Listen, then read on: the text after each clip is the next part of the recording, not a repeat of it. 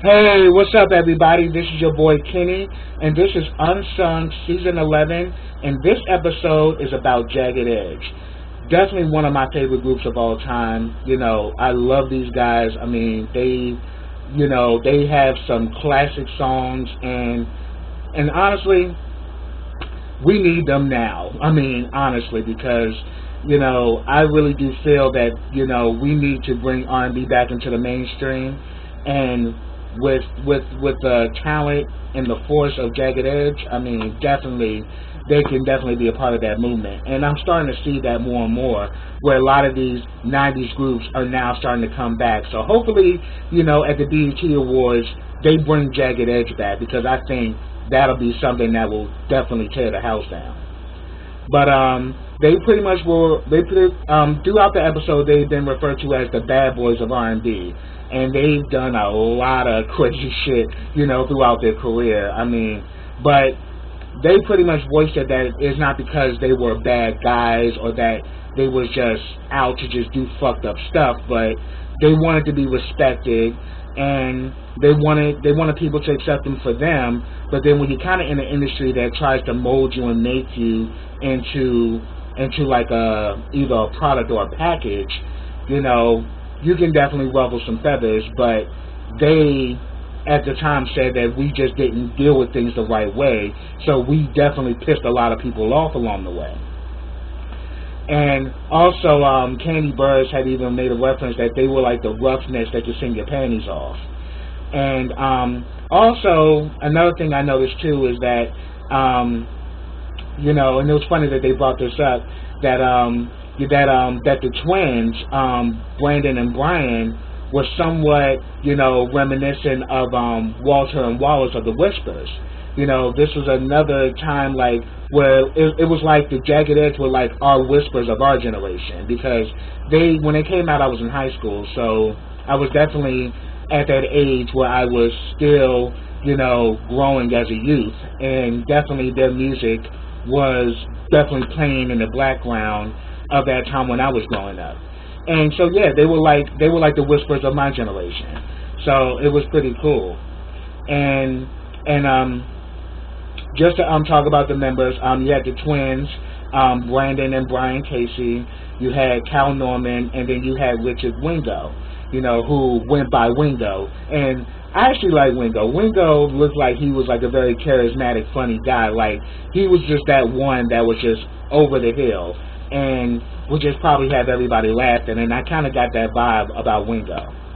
And then, like, definitely Brandon. Brandon was kind of like, I got the feel of Brandon, that Brandon was like the leader. He was the one that, I got everybody's back. We gonna do this, and this is how it's gonna be done. So he was pretty much kind of like the level head out of the four. And then they said that Cal Norman was like the wild card, and later on we definitely see that, in an unfortunate circumstance though. But both the twins, Brandon and Brian, were from Hartford, Connecticut. When they were 13, they moved to Decatur, Georgia, and that's where they met Kyle. Cal Norman, I think, was a part of a choir, and he had got Brandon and Brian to actually join this choir, and that's where they developed their friendship, and the twins, along with Kyle, became a group. And then, along with this guy Al, they developed this group called Twin AK. But then later on, Al left the group, and they looked for another person. They came across Richard Wingo, who was actually brought to them through Candy, and pretty much they said that he kind of like performed for them, I think, like over the phone or whatever. They wanted to hear his voice, but then once they finally saw him and saw how close he looked to Kyle, that the two of them looked like twins, and it was like, wow, people probably think, that they're twins also, so it's perfect. As far as the whole look of the group, it just worked. It was just that harmonic. And it's funny that they said that, because at first, before I really knew about them, I thought that Kyle and Wingo were twins. It's evident that Brandon and Brian were twins, but I actually thought that Kyle and Wingo were related, but they're not. So it was genius. That was a genius move right there. And Candy Burris ended up becoming their manager for a while. And she was the one who actually brought him to Jermaine Dupri, because she was a part of Escape, and Jermaine was pretty much their manager and mentor.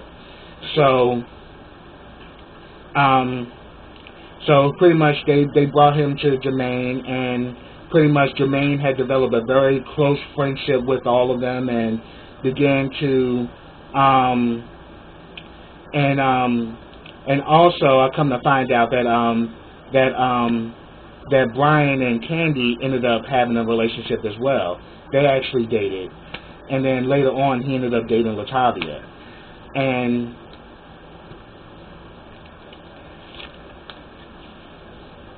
then pretty much they talked about their first album, Jagged Edge, which the song I Gotta Be. I remember that song because that song was always playing on the radio, and definitely that was the kind of song that the dudes would sing to their girl when they fucked up, especially like in high school.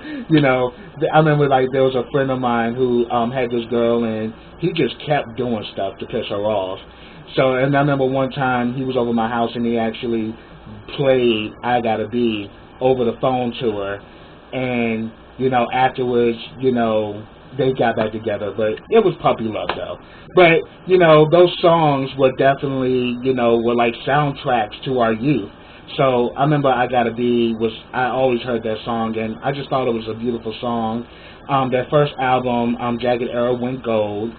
Jermaine Dupri developed even a more closer relationship with them, and because of their affiliation with Jermaine Dupri, they pretty much walked in to like the mainstream of the music business. They were meeting some of the biggest acts of that time, and they were actually at a place where they were now, around, some of the big heads in the music business, and people started to notice them even more so. They even talk about, but then again, on the other side of things, they pretty much were known as a group. They didn't take any shit. They were considered the bad boys. So, they talked about there was this show that they did where the sound was bad. They not only cussed out the sound man, but then they pretty much, threw a fit and like threw their mics and just walked off. So they definitely were very aggressive and were very cocky in their own right. But, according to Wingo, he was saying that we weren't just doing it to be assholes. We wanted to be respected, and we wanted people to respect us. And true, we went about it the wrong way, but that was their intention. They even talk about their involvement with LaToya Luckett and Latavia, and from Destiny's Child, the original Destiny's Child, and how both of them were actually dating members of Jagged Edge, and they were actually on tour with them, and they kind of developed they pretty much developed like a really close relationship. Actually, I was wrong when I said Brian. Brian was not dating Latavia. It was Brandon who was dating Latavia, so I stand corrected. And Brandon and Latavia were together for over 7 or 8 years. And actually the song Promise is about their relationship, which is actually one of my favorite songs from them. I used to love that track.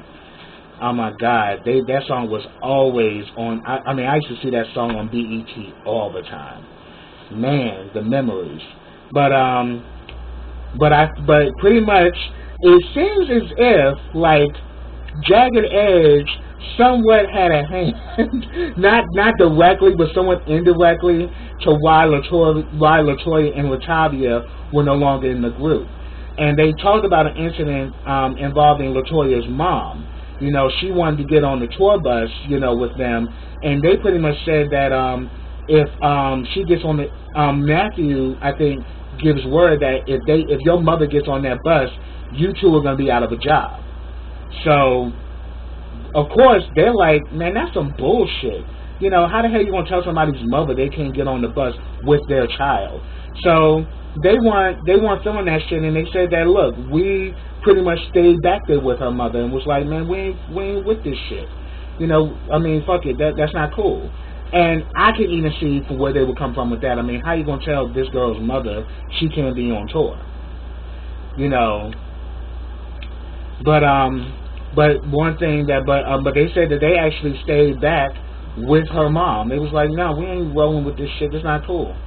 But they were that kind of group. Like, they would just make a stand, and it was like, fuck your feelings. It is what it is. And actually, I can respect that, because at the end of the day, it's about, you know, either go hard or go home, and they represented that. And they actually talk about they also talk about their next album, J.E. Heartbreak, which went platinum, and they talk about the song He Can't Love You, which is actually another favorite track of mine. It went number 3 in the R&B charts. And then definitely this one is the classic, you know, Let's Get Married, which went number 1, you know, on the R&B charts. And, you know, just think, I mean, they talking about the lyrics, you know, we're not getting no younger, we might as well do it. You know, instead of just playing around, let's just make this real, let's get married. So these were like, you know, men who definitely had that rough edge, but definitely sung about love and about togetherness and about making, you know, the woman that you love a part of you, that you guys become one. So they were talking about some good shit, even though they had the rough edge and the bad boy image to go along with it. They were good men. They were good guys. And I remember Let's Get Married. I mean, that was like a track I heard all the time as well, and was definitely a song that I would not forget. And pretty much, we even learned that all 4 members had distinct personalities. But, you know, their personalities, when they came together, you know, Jagged Edge, they made it work. And then like Jermaine Dupri even said that, you know, after he pretty much decided to do a remix of Let's Get Married, you know, and it's funny because it had like a hook from Run DMC, and then you had like people like Little Bow Wow and Mary J. Blige that was in the video, and they didn't have to change anything. They sung it like they did the original, but it's like the remix had a totally different body of music that went with it, and it pretty much took them in a different direction where they can actually do up tempo, you know, songs as well, you know, and yes. So pretty much, and pretty much they said that they were probably like the first group that actually had a song that went number 1 twice. Because it went number 1 as the original, and then it went number 1 again as a remix. So Let's Get Married definitely has a place in R&B history, hands down. And as I said before, they also had the song Promise, which was about Brian and Latavia's relationship. You know, pretty much saying that, like, look, I promise, what I'm telling you is the truth. You know, I'm not out here screwing around and everything like that. I am being faithful. So that was actually a really damn good song, and actually one of my favorites from Jagged Edge. You know, I mean, I still listen to Promise to this day. So that's pretty much a really cool, a really great song. And then also definitely Where the Party At with Nelly. I mean, that was definitely a good track as well. That was actually off of their next album, Jagged Little Thrill, which actually also went platinum as well. And pretty much they also talked about, you know, how money, access, extravagance, that it pretty much made them reckless, and it made them out of control. I mean, they talked about a lot of numerous instances, like when they were like smoking weed and like this building or whatever, and they were getting in fights and all kind of shit. So they pretty much talked about a lot of like, you know, turbulent things that happened. They also mentioned that Jermaine Dupri had left Columbia in 2002 because they were pretty much signed to him, and he was signed to the label. But then after he left, they had an option to go with him, but then Columbia wanted to keep them and offered them a lot of money, so they signed with Columbia. And they created the album Hard, and Hard went gold, and another great track, Walk Out of Heaven. Beautiful fucking song. Like, oh my God. Even to this day when I hear that song, it takes me out. And it went number 2, you know, on the charts, and the album went gold. And also, they also mentioned about Brian and Brandon Casey being great songwriters. And they wrote for the likes of Nivea, Usher, Little Bow Wow, and Toni Braxton. So they were not only, you know, great artists, you know, as far as performers, but they were also great songwriters and great creators of music. And then, you know, around their 5th album, they started to have issues at the label around their, you know, about you know, around their creativity and about the direction in which they wanted the group. I mean, the group wanted them to work with other, like, seasoned, like, producers and stuff like that. But they're like, you know, we do our own producing, we do our own writing. I mean, we've come this far being ourselves, so why are you guys trying to make us into something that we're not? Which pretty much boiled over to the point where they were released from Columbia in 2006, and they ended up signing with Jermaine Dupri, who was now the head of the Island Records division of Def Jam, and they went to go work with him. And the next album they did, Baby Making Project, didn't do any good, and also the album they did called The Remedy in 2011 didn't do well either. So pretty much, you know, it was just, you know, a lot of things that happened around that time. Let's see. Like, because, you know, and then, I mean, and pretty much also another thing that was going on is that during this time, because in this, like, if it was, forgive me, what I meant to say was that they began to have, like, there was like a division within the group. And, you know, Wingo even talks about it, because he ended up starting off another group, you know, involving him, Q from 112, and RL from Next. And, you know, he was working on projects with them, but then they finally decided to mend fences and come back together as a group, and they did J.E. Heartbreak 2, but something happened which actually pretty much knocked every major, you know, connection they had with that album, because J.E. Heartbreak 2 did have the potential to become a great album, but what happened was that Kyle Norman of the group pretty much got arrested for domestic violence against his wife, and, you know, he's had numerous parole violations, and he wasn't allowed to be interviewed for Unsung because he was still incarcerated at the time they did this episode. But his mom says that, you know, he's got himself together, he's more positive, he's more humbled now. But then Wingo even said that whole situation was due to the fact of their, you know, substance abuse issues that they kind of swept under the rug and they never dealt with. You know, because they said that we did a lot of reckless shit. We had money, we had access. You know, when you got money, can't nobody tell you nothing. So that pretty much what was going on with that. And because of all of that, you know, a lot of people that were backing the album and people who were supporting the album, they backed off. So it just kind of left them in a rut. But they managed to pull themselves out of it, and they're still, you know, making music, and they're still marching forward with the group.